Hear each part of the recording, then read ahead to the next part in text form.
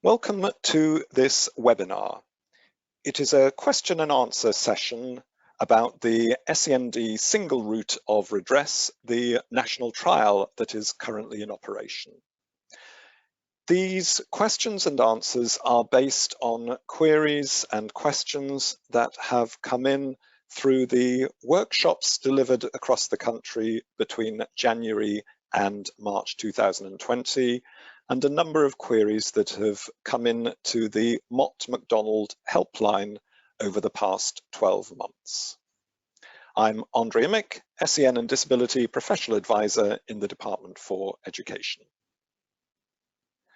So let's start with a number of queries about the Mediation and Disagreement Resolution services. The first set of questions really could be grouped under a heading, what are the requirements regarding mediation under the national trial? Well, in reality, the requirements under the national trial are pretty much the same as under the ordinary system. So in order to make an appeal to the tribunal under the national trial, we are expecting parents and young people to contact a mediation advisor within 2 months of the LA decision about which they are unhappy. The mediation advisor will then provide advice about going to mediation, describe what the process is and how it would relate to the individual issues that now extend to health and social care.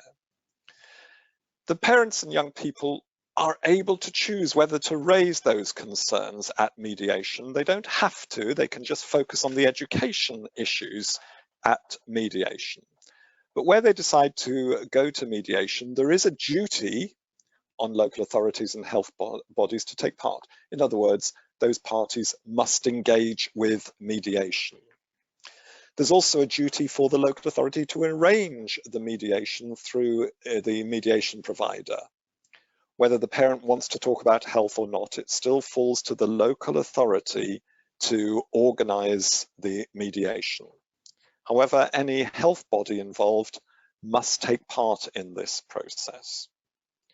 When we look at the data, in fact, from 2018, there were 845 mediation cases reported by local authorities, and of those, 3/4 led to resolution of the issues under concern without the need to proceed with an appeal to the tribunal. Our next question is, who should attend mediation apart from the parent and carer or the young person who's requested it? Again, we often find that a young person or a parent and the carer will attend on their own. That's perfectly fine. The mediator is there to ensure that both parties, those who are appealing and the local authority and health, are able to say everything they need to, but they are creating what's a more informal and friendly environment in which to air their disagreements and to seek solutions. We do find that some parents and carers and young people take a friend or a family member for support, and some sometimes have an advocate from a charity, an independent support agency, such as the local SENDdeliverysupport service, the local SEN and Disability Information and Advice Support Service. Some employ a professional advocate. Occasionally, the local authority will suggest that a professional attends, sometimes a representative from the school that's part of the disagreement, where they feel that would be useful. And all parties at the mediation need to agree to the presence of these professionals, and ultimately, it is the mediator who will make a decision about who should be present. So really, it is a possibility for all sorts of bodies represented on behalf of the child or the family to attend. And the code of practice, you see it there at the end of the code of practice, it spells out exactly who may accompany, and that's the same for the national trial. Another question we often get is, what is the actual difference between mediation mediation services and disagreement resolution services? Well, in fact, they are both quite similar in terms of the process and what they're expected to do, which is to resolve differences of views between local authorities and parents and families. Both are provided by professional mediators. They're both provided in mediation settings. The disagreement resolution service, however, can be used for any form of SEN dispute. Mediation is only used for issues relating to education, health and care assessments and plans, the issues that can actually be appealed to the tribunal, whereas disagreement resolution can touch upon any aspect of a disagreement about SEN, including issues around SEN support. So disagreement resolution services has a wider brief than mediation. Let's turn now to a set of questions around the tribunal process itself and also hearings. How long is the National Trial Tribunal appeal process? Well, we set out that the whole process will take 12 weeks. And there you see a breakdown. I'm not going to go through each of the steps, but they are very clearly defined, and that by week 12, it is expected that a hearing will take place.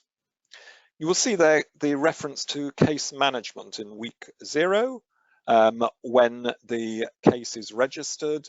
Case management looks at the case itself and tries to unpick what are the key points of disagreement, and also where there is agreement.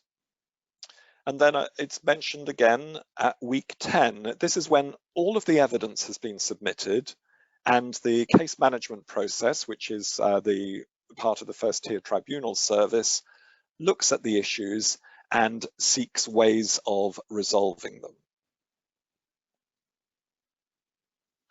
Do local authorities need to provide witnesses at a hearing?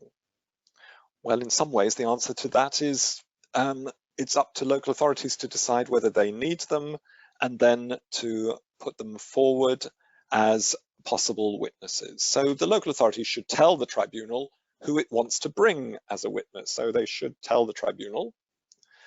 The tribunal will ask for details. It's a formality. We'll need a form to be filled in. And ideally, the witnesses will include someone who knows the child well, a professional or other person who actually has met the child and can represent their professional view about the child's needs and provision. Also, where an issue is around the name of a school, witness should ideally be someone who knows the school that is being proposed. Witnesses can actually dial in. That's relatively straightforward to arrange. And a witness is required only if they provide evidence to support the case you're making. Policy questions may not be the most relevant to the decision-making around an individual child's case. And I think it's got to be clear what the witness is there to evidence. The tribunal, by and large, wants to hear from people who know the child, who can describe their needs and the provision they require and the outcomes that are to be achieved. So witnesses really need to be able to relate to those expectations. What should a witness cover or provide? Well, I think I've been already beginning to address that.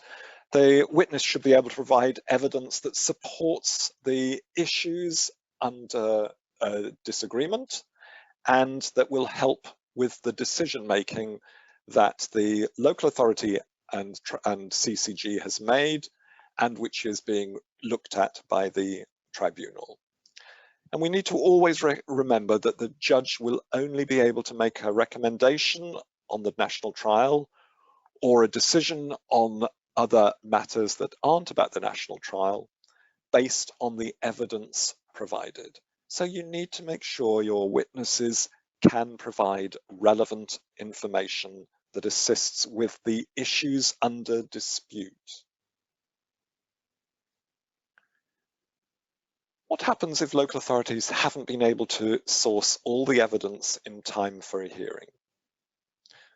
Well, you can imagine that generally there is an expectation that evidence is submitted within the timescale set down by the tribunal, and in most instances this is possible. However, if that hasn't been possible, then all the local authority can do is contact the tribunal, explain the circumstance, and request an extension. It will be down to the tribunal itself to make a judgment call as to whether that's a valid reason for granting an extension. So what is that case management service that has already been referenced?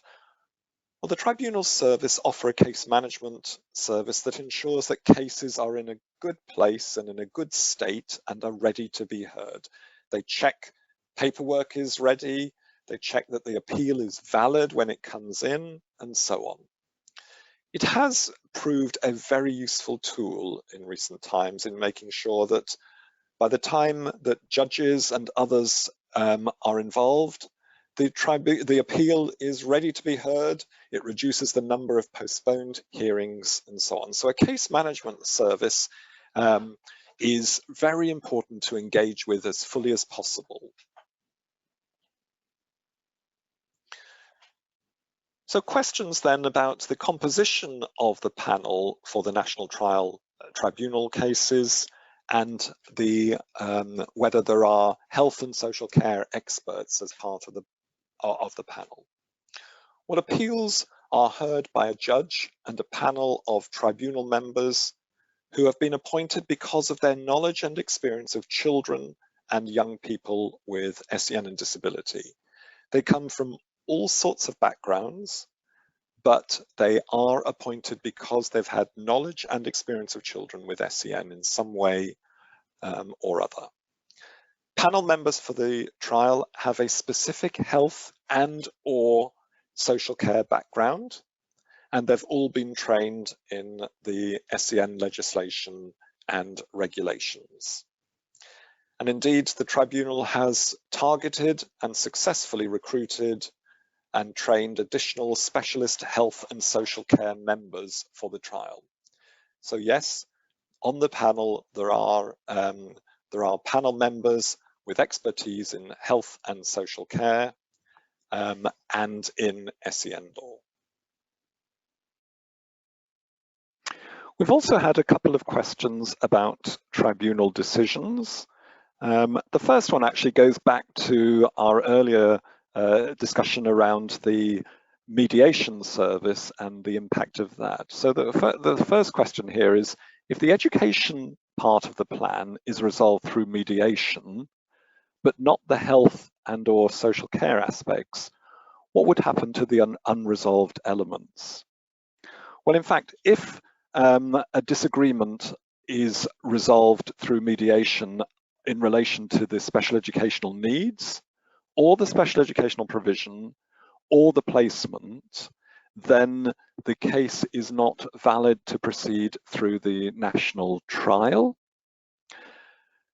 Where a family or a young person continue to have concerns about the education and/or social care elements of the plan, these can be taken up through the existing system, i.e. through separate routes with the local health commissioner over health issues and the local authority over any social care issues. So the next question is, what actually happens following a national trial tribunal? What exactly do health and social care partners need to write and to say to parents and carers, young persons? Well, when the tribunal make recommendations about health or social care needs or provision, the responsible body, be they in health or social care, must consider the recommendations, and they must respond in writing to the parent or young person within 5 weeks from the recommendation being made by the tribunal. So they must respond within 5 weeks, and they must inform the family or the young person of the steps they have decided to take following the recommendations. They may accept all of the recommendations and reflect this in their written response to the parents. However, where they have decided not to follow the recommendations, or indeed they may decide not to follow one or two of a number of recommendations, they must provide a clear reason in writing for that decision. And they must give reasonable detail about their reasons for that decision, and also describe any alternative steps or provision that they may be proposing to take. Some more general questions around the national trial. So what happens if the child or the young person moves to a different local authority between registering an appeal but before the hearing? Well, this has happened in a number of cases during the trial, and we are very clear that the local authority receiving the child or young person, in other words, the local authority where the family has moved to, has 6 weeks to decide whether they will meet the parent carer or young person's request, whether they will accept the issues under disagreement, or whether they will continue to challenge the appeal. But the new local authority is fully responsible for progressing that child's or young person's education, health and care plan and any associated issues, including those under disagreement. Can parents and carers and young people privately commission reports? Well, the tribunal will consider all and any reports that are presented as part of the evidence about an appeal. And that inevitably includes reports that are commissioned privately by the child or parent or young person. And all of the available evidence is used as part of the tribunal's decision making. Sometimes we hear that parents want to make non-issue changes. In other words, they want to challenge the way that wording is made in a plan, the way the layout is, or general style of an education, health and care plan. What's the position regarding that? Well, the tribunal makes decisions or recommendations about matters of fact in relation to needs, provision, or placements that are in disagreement. Issues about style or layout are usually intended to be for resolution between the parent and carer and young person and the local authority. Although the tribunal might rule that a particular education, health and care plan is not set out as required in regulation, in which case the tribunal can require the local authority to make subsequent amendments. That aside, the matters are for resolution between the family and the local authority. And in general, drawing on the expectations set out in the Code of Practice, we do expect education, health and care plans to be clear, to be understandable, to be accessible, and they are intended to be concise. In other words, not overly long. Advice and guidance. Mott MacDonald has been involved in facilitating the trial since it began and are continuing to provide ongoing support through the national trial. There is a helpline, there are the details, and there's an email address for queries. You'll see that today's webinar has been based on some of the queries that have been sent through. There are occasional newsletters, events and webinars, and do please sign up to the newsletter to keep a track of those. And the National Trial Toolkit is there, which provides all sorts of guidance, templates, etc. And there's the link that you can find. This is frequently updated. Thank you for listening to today's Q&A. And if it hasn't fully resolved or answered all the questions you have, do write in again and we may be able to update this. Thank you.